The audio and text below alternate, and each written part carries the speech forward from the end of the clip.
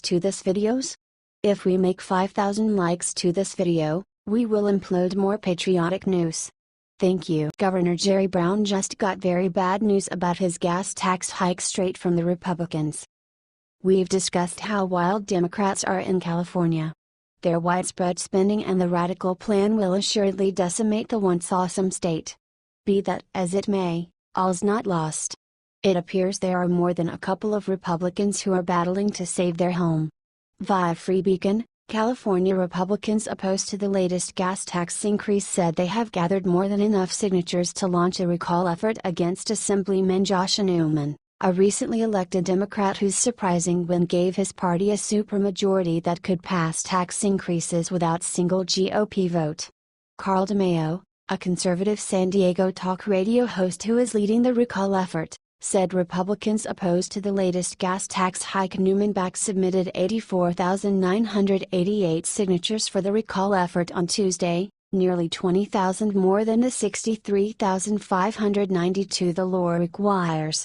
The overwhelming number of signatures we have collected for just 6 weeks demonstrates a real rebellion is brewing in California against out-of-control tax raisers in the state legislature, DeMaio told the Washington Free Beacon. The gas tax hike is only one of numerous loathsome thoughts proposed by Governor Jerry Brown. This blockhead needs to drive a radical, socialist motivation on the state. He needs to finance every one of the projects for illegals and lawbreakers, to his inept environmental plans. That cash needs to originate from someplace. Along these lines, a monstrous gas tax hike, something no one can dodge, is the arrangement. This is ideal out of the liberal playbook. Rebuff persevering subjects, the ones that help the state, with a specific end goal to profit the freeloaders and officials. The way that such a large number of individuals marked the request of demonstrates there are numerous in California who aren't bringing this socialist takeover resting. They won't let damaging plans of Brown to sink their state. Be that as it may, will it be sufficient? We'll need to sit back and watch. What do you think about this? Do not hesitate and write your thoughts in the comment section below. Thank you for reading. H.T. Free Beacon.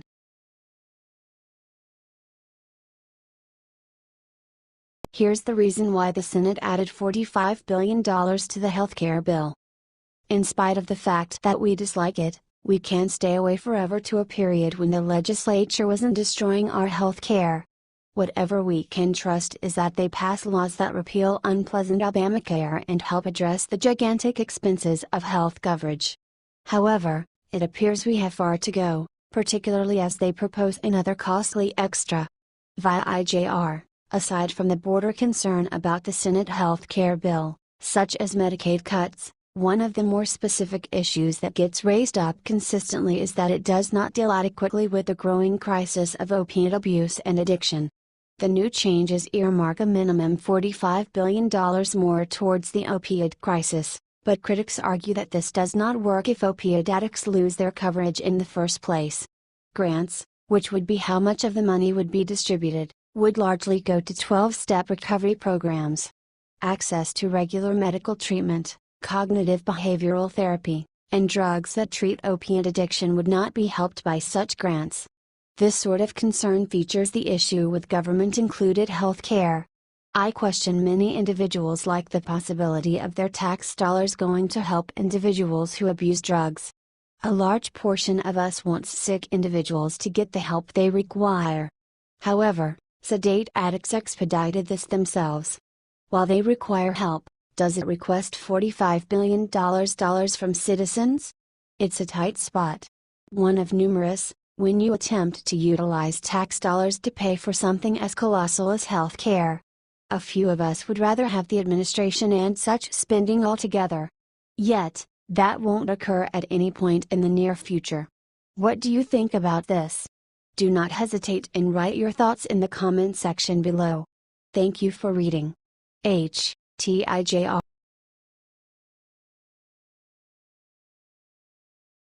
Look what's been hacked now.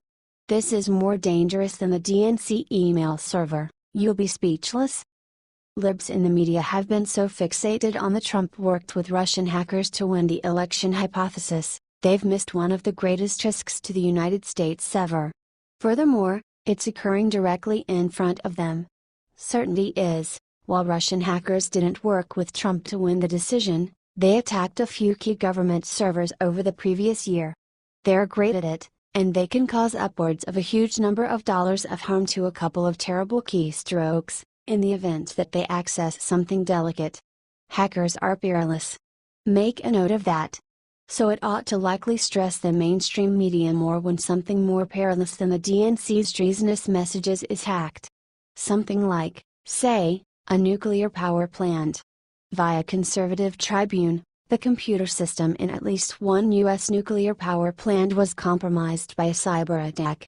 A source told the news outlet that federal authorities were investigating the hack, which authorities called the ongoing matter.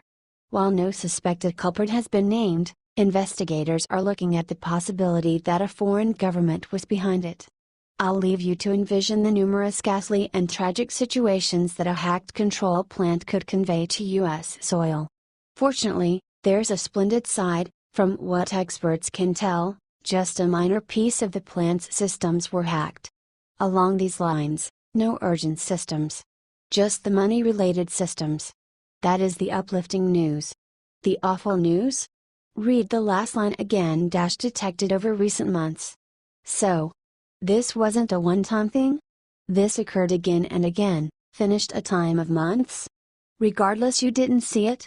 Pardon me, however, it doesn't give me certainty that you'll see the imperative hack when it comes. Unless you have an opportunity to take a gander at it months after the fact. You know. After the emergency. The scalawags behind the hack are as yet unknown.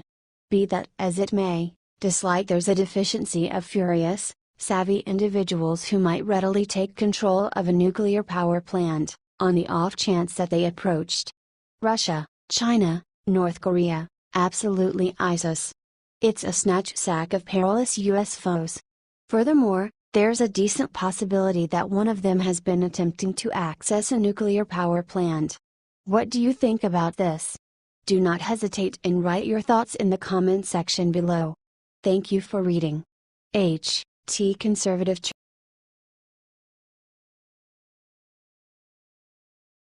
Government took $1.6 million of your tax dollars to spend on this. You'll be angry. With regards to fraud, waste, and abuse, most offenders and huge government spenders will stay nearby one of three major territories: Social Security, Medicare, and welfare. This isn't one of those spots. This sort of waste is new. You've most likely heard about 6 stories about the legislature paying individuals to reveal to us what we definitely know. Being obese is unhealthy. Well, much obliged, virtuoso. Smoking is terrible for you, you don't state. What's more, today, we have another one: drinking soda isn't good for you. And this specific pearl of a perception accompanies, sit tight for it, a $1.6 million price tag. The truth is stranger than fiction, $1.5 million, to have the capacity to tell individuals that soda isn't good for you.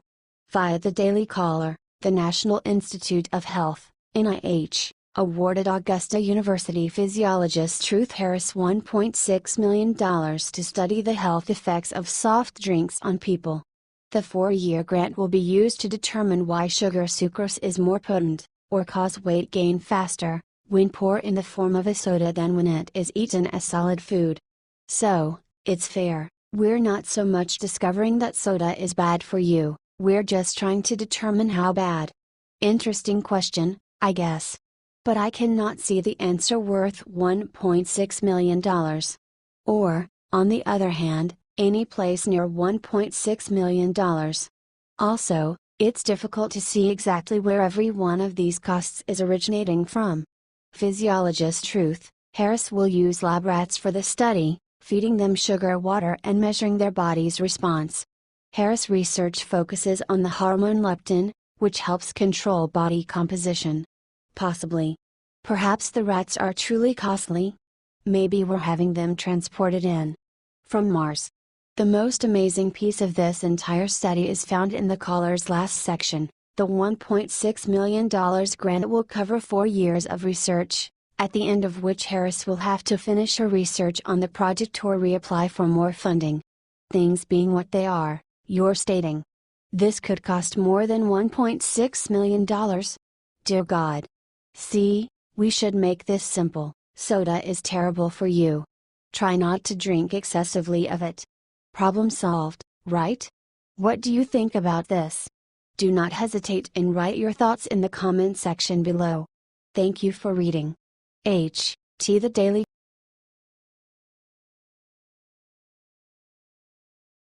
Resignation. Look who Democrats expect to resign, not Pelosi but. It shouldn't be a mystery at this point. Liberals manage by sowing dread. It's their standard technique, and they're great at it, and now and then, they figure out how to do it to themselves. What's more, those days are about the most engaging days around. The actuality is, making individuals apprehensive of repulsive, non-existent results are the left's unparalleled political approach. The Republicans are harming the earth, the right is taking without end all health care perpetually, conservatives are bringing back racism, and so forth. Their trap is to make individuals ghastly afraid of something, so apprehensive that they'll begin to vote liberal.